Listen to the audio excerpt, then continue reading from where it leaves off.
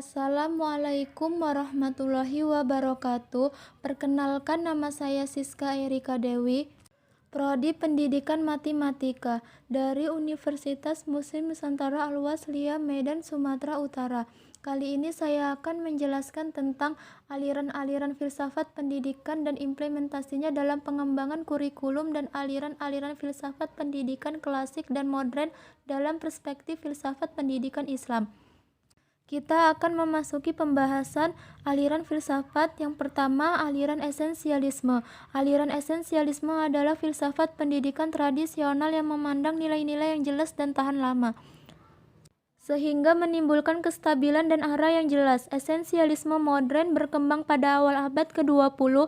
Esensialisme didasari atas pandangan humanisme yang merupakan reaksi terhadap hidup yang mengarah pada keduniaan, diwarnai oleh pandangan-pandangan dari paham penganut aliran idealisme dan realisme. Kaitan aliran esensialisme dengan pendidikan matematika, hubungannya adalah kurikulum yang dipusatkan pada penguasaan materi pembelajaran. Pendidikan pada sekolah menengah harus difokuskan perluasan dengan memasukkan pelajaran matematika. Penguasaan terhadap materi kurikulum ini dianggap sebagai fondasi yang esensial bagi keutuhan pendidikan secara umum untuk memenuhi kebutuhan hidup. Kedua, aliran filsafat pendidikan. Yang pertama, aliran progresivisme. Aliran progresivisme, manusia harus selalu maju, bertindak konstruktif, inovatif, aktif, dan dinamis. Karena manusia mempunyai naluri selalu menginginkan perubahan-perubahan. Aliran progresivisme didirikan pada tahun 1918. Aliran ini telah memberikan dasar-dasar kemerdekaan dan kebebasan kepada peserta didik. Peserta didik tersebut telah diberikan kebebasan baik secara fisik maupun cara berpikir, agar peserta didik dapat mengembangkan bakat dan kemampuan yang terpendam dalam diri peserta didik. Aliran konstruktivisme. Aliran konstruktivisme adalah satu aliran filsafat yang menekankan bahwa pengetahuan adalah konstruksi atau bantuan. Pengetahuan adalah akibat dari suatu konstruksi kognitif dari kegiatan seseorang. Konstruktivisme menitik beratkan tentang bagaimana peserta didik mengetahui pengetahuan. Konstruktivisme sangat mementingkan proses dan juga sangat mementingkan hasil yang didapatkan oleh peserta didik. Aliran humanistik. Aliran ini muncul pada pertengahan abad ke-20.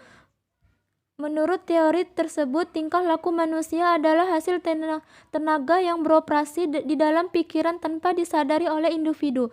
Kurikulum pendidikan esensi humanisme, kurikulum pendidikan yang didasarkan pada potensi. Upaya menciptakan peserta didik yang bersumber daya unggul. Pembelajaran harus dikembangkan berdasarkan kepada kebijaksanaan pendidikan nasional dan keterpaduan pelaksanaan. Keterpaduan ilmu pengetahuan, teknologi, serta iman dan takwa. Aliran filsafat modern. Yang pertama, aliran esensialisme. Aliran esensialisme adalah filsafat pendidikan tradisional yang memandang nilai-nilai yang jelas dan tahan lama, sehingga menimbulkan kestabilan dan arah yang jelas. Esensialisme modern berkembang pada awal abad ke-20, sehingga muncul aliran progresivisme. Esensialisme memandang bahwa pendidikan pada dasar pandangan itu mudah goyah dan kurang terarah. Kaitan hubungannya esensialisme dengan pendidikan. Esensialisme menekankan pada pewaris nilai-nilai kultural historis kepada peserta didik melalui pendidikan yang akumulatif yang dapat terbukti tahan lama. Pengetahuan ini dilakukan dengan tujuan untuk memberi skill, sikap, dan nilai-nilai yang merupakan dari unsur-unsur pendidikan. Tujuannya adalah menyampaikan suatu warisan budaya dan sejarah melalui suatu inti pengetahuan. Pengetahuan ini disertai dengan keterampilan. Kedua, aliran perennialisme. Perennialisme muncul dipengaruhi oleh falsafah dan neoskolastik. Perennialisme adalah aliran pendidik tradisional. Perennialisme memegang nilai-nilai dan norma-norma yang bersifat kekal abadi. Perennialisme melihat akibat dari kehidupan modern telah banyak menimbulkan krisis di berbagai bidang kehidupan manusia.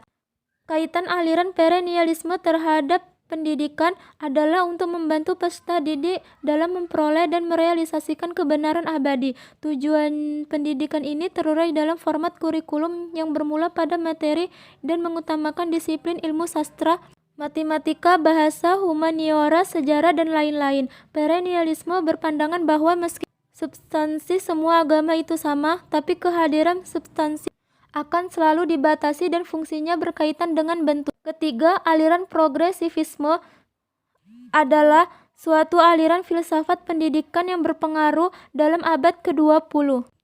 Aliran progresivisme berhubungan dengan hidup liberal, mempunyai sifat-sifat pandangan hidup, yaitu tidak kaku, tidak menolak perubahan, tidak terikat oleh doktrin-doktrin tertentu, ingin mengetahui, ingin menyelidiki, toleran, dan mempunyai hati terbuka. Progresivisme memberi kepercayaan terhadap kekuasaan alamiah dari manusia. Kaitan aliran progresivisme terhadap pendidikan adalah melatih peserta didik agar peserta didik kelak dapat bekerja secara sistematis, mencintai pekerjaannya, dan bekerja dengan otak dan hati. Aliran progresivisme mengutamakan peserta didik dan kurikulum yang mengutamakan aktivitas. Pendidikan akan berlangsung secara tetap dan akan membawa ke arah tujuan akhir yang tidak berubah-ubah dengan nilai absolut. Keempat, aliran rekonstruksionisme. Aliran rekonstruksionisme berkembang dari gerakan filsafat pendidikan progresivisme. Timbulnya rekonstruksionisme sebagai akibat dari pengamatan tokoh-tokoh pendidikan terhadap masyarakat dalam mengatasi krisis kehidupan modern. Rekonstruksionisme sepaham dengan aliran perennialisme. Rekonstruksionisme ingin membangun tata susunan hidup kebudayaan yang sama sekali baru. Kaitan aliran rekonstruksionisme terhadap pendidikan adalah memberikan perhatian terhadap pendidik dalam kaitannya dengan masyarakat. Rekonstruksionisme menganggap bahwa pengalaman itu akan mengalami perkembangan dan perubahan. Bukan berarti pendidikan yang diselenggarakan kehilangan arah dan tujuan.